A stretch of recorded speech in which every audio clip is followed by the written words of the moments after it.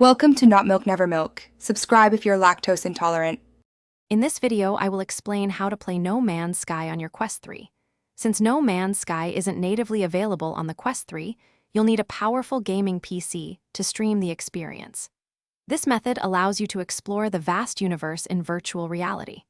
A stable 5 GHz Wi-Fi connection is absolutely essential for smooth, immersive gameplay.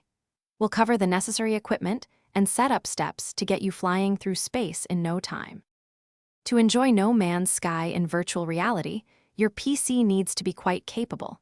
A powerful graphics card is paramount for smooth visuals, ideally an NVIDIA GeForce RTX 2000 series or equivalent.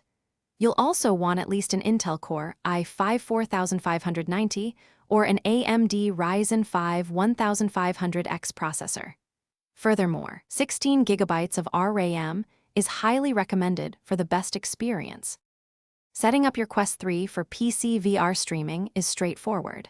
First, install the Oculus PC application on your gaming computer. Then, you can choose to use either Meta Quest Link, also known as AirLink, or a third-party application like Virtual Desktop.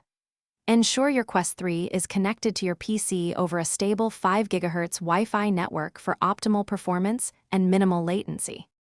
Once your Quest 3 is connected, launch No Man's Sky. You can do this either through Steam VR or directly from the Oculus PC application. Make sure to select the virtual reality mode within the game settings to activate the immersive experience. You might need to adjust some in-game graphics settings to find the perfect balance between visual quality and smooth performance. Now, prepare to explore countless planets. Thanks for watching. If this was helpful, leave a like and consider subscribing. See you next time.